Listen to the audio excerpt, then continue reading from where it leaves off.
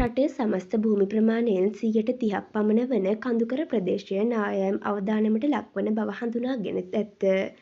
නායම් සිදුවිය හැකි කඳුබැවුම් සහ ඒවායේ ව්‍යාප්තිය මූලිකව හඳුනා ගැනීමේ ක්‍රමවේදයක් ලෙස ජාතික ගොඩනැගිලි පර්යේෂණ සංවිධානය විසින් සකස් කළ නායම් උපද්‍රව කලාප සිතියම් භාවිතා කරයි.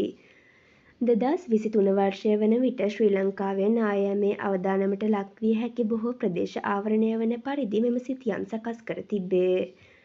නායමක් ආරම්භ වීමේ ලක්ෂණ පවතින කලාප පමණක් සිතියම් වලින් පෙන්නුම් කෙරේ.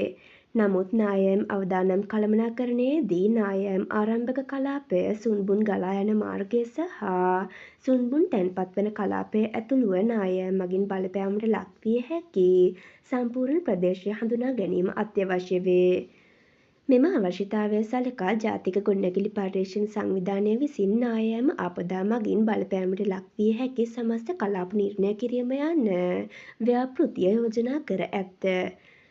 මෙම ක්‍රියාවලිය සඳහා රතු සහ කහ කලාප නිර්ණය කිරීමේ ක්‍රමවේදය භාවිතා කෙරේ.